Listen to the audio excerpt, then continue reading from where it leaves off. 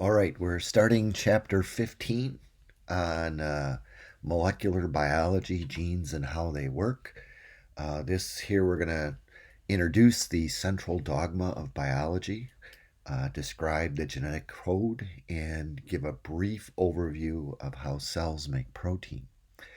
That's a picture of E. coli here. E. coli, and that's DNA. They've treated it so the DNA comes out of there. All right, so we've talked about deoxyribonucleic acid over the last week or so.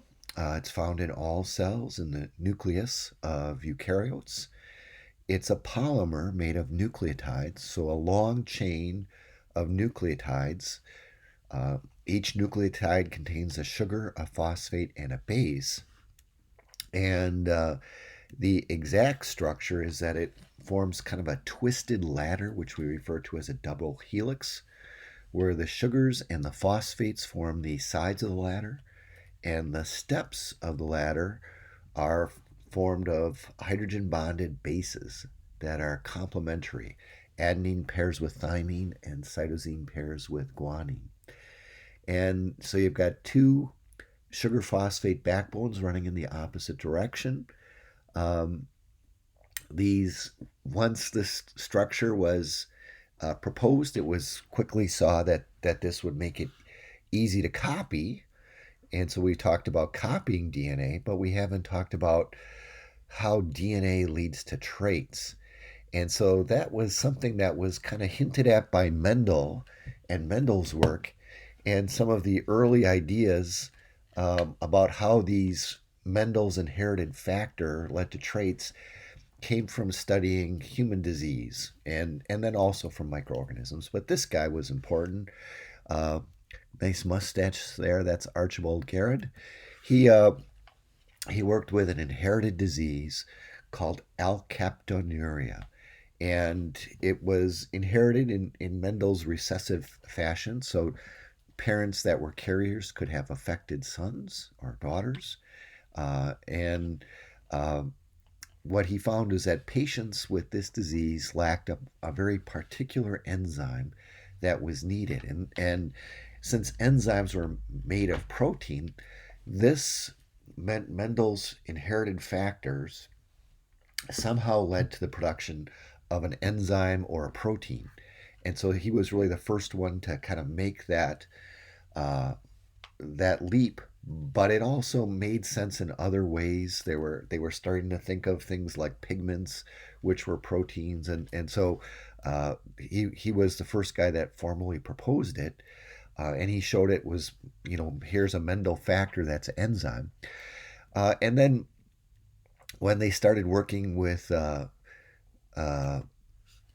some microorganisms, these beetle and tatum started irradiating fungi, and they found that they produced nutritional mutants that couldn't make a certain amino acid. It had to be in the nutrient formula or had to be in their media, and that the trait was inherited. And so they showed, oh yeah, this is not just in Garrett's disease, but it's also showed that it was in experimental systems and other organisms. It connected genes to enzymes and genes to protein. And Watson and Crick immediately kind of saw that, okay, DNA could be a code, and it could be a code for making proteins. And Sir Francis Crick and a couple of his colleagues, Cindy Brenner, one of them, they proposed that the sequence of bases was important, and it was a code that specified the order of amino acids in a protein. And so they proposed that that code would have to be read in blocks of three, which we call codons, because you would need three codons to specify uh, enough amino acids to make proteins. There's 20 amino acids. And so Crick and Brenner worked on this, and they introduced single nucleotide insertions or deletions and looked for mutations. And they found that indeed that those single nucleotide insertions or deletions led to big changes in amino acid construction of proteins.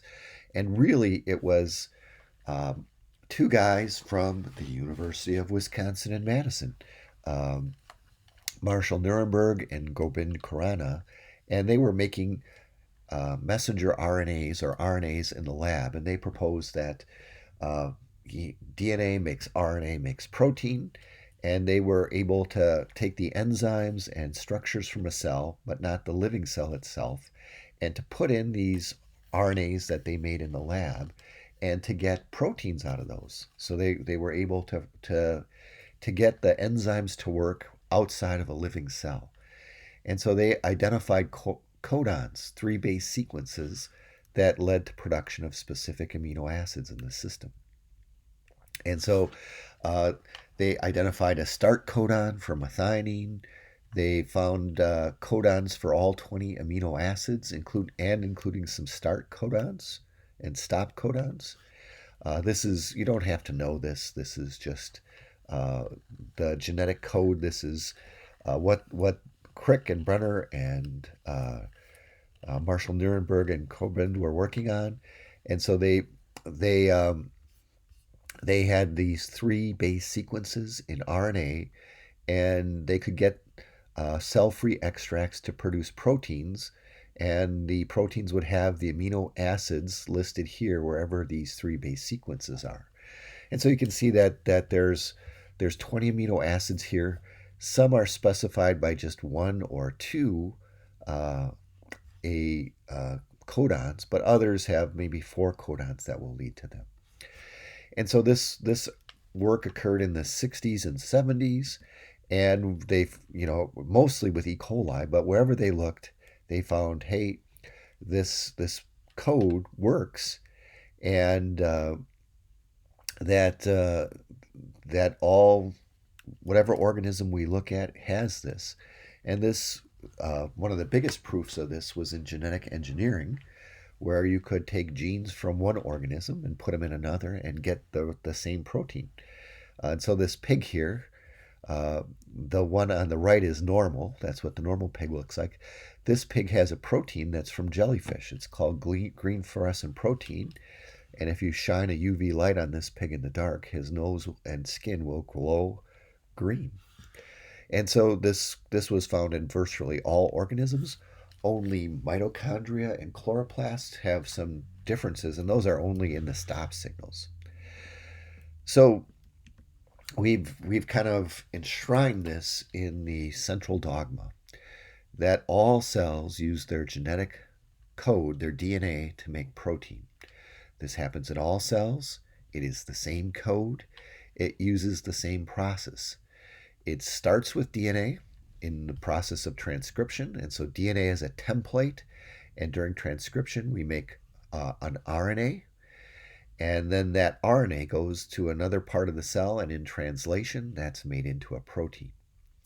So this process in all cells requires the enzyme RNA polymerase. In all cells it uses the translation uses ribosomes and things called transfer RNAs and messenger RNAs. So it's a two-step process. The first step, transcription, requires the enzyme shown here, RNA polymerase. RNA polymerase works on a DNA template, recognizing a small DNA sequence called a promoter, telling it when to stop, and then it recognizes terminating sequences, um, and it releases an RNA that's made out of that template. That RNA then starts the second part of the process, translation. And in translation, ribosomes attach to a start signal, and then what are called transfer RNAs or tRNAs bring amino acids that have been attached to the ribosome, and the ribosome will start linking these amino acids together. So transcription requires the brief unwinding of a segment of DNA, not the whole molecule, and then the enzyme kind of goes around this, and it will start adding complementary bases to the template. So this happens in this unwound section called the transcription bubble. The enzyme RNA polymerase is making an RNA polymer based on this template. And so again, it works in one direction, and it's I think working toward the 5' end. And the end product of transcription in all organisms is this single stranded piece of messenger RNA that has a sequence of amino acids that's based on the sequence of, or a sequence of bases based on the sequence of bases in the DNA. That then goes to the second step, where ribosomes are really the critical thing. And here the ribosome assembles, the two subunits of the ribosome assemble on the piece of RNA.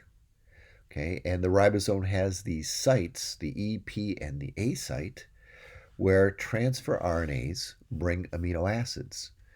And so transfer RNAs read the codons on the messenger RNAs with bases that are complementary. And then there are, I think, 20 different transfer RNAs. They'll read those codons and they'll bring the correct amino acid. And then the ribosome will link these together. It'll form a bond between the NH3 end of one amino acid and the carboxyl end of the other amino acid. It'll link those together, and then it'll eject the empty transfer RNA and it'll move down to the next codon. So it'll keep kind of chugging along until it reaches a termination sequence. And so ribosomes assemble on messenger RNAs and make proteins. And so you can see that here in a E. coli picture. The messenger RNA is this very thin line shown by the red arrow, and these black dots are mRNAs. And these mRNAs are working their way down there, and there'll be polypeptide chains coming out of these things. And so you see that. And so what happens is you get a DNA sequence leads to an RNA sequence, which leads to an amino acid sequence. And not only did this explain how Mendel's genetic factors could lead to inheritance, but it explained how new genes could arise. Because changes in the DNA sequence would lead to changes in the sequence of amino acids in a protein. Okay, and that could be it could be that there's just a single change, or it could mean that there's a large change. So I'll go into this in more detail next time. This is just our first look at the central dogma. There are differences between prokaryotes and eukaryotes. Prokaryotes can make several proteins. They have different size ribosomes. Eukaryotes modify their RNAs. They have things called introns and exons, and they separate the process. But the same basic process occurs in all cells. It's how Mendel's factors lead to physical traits.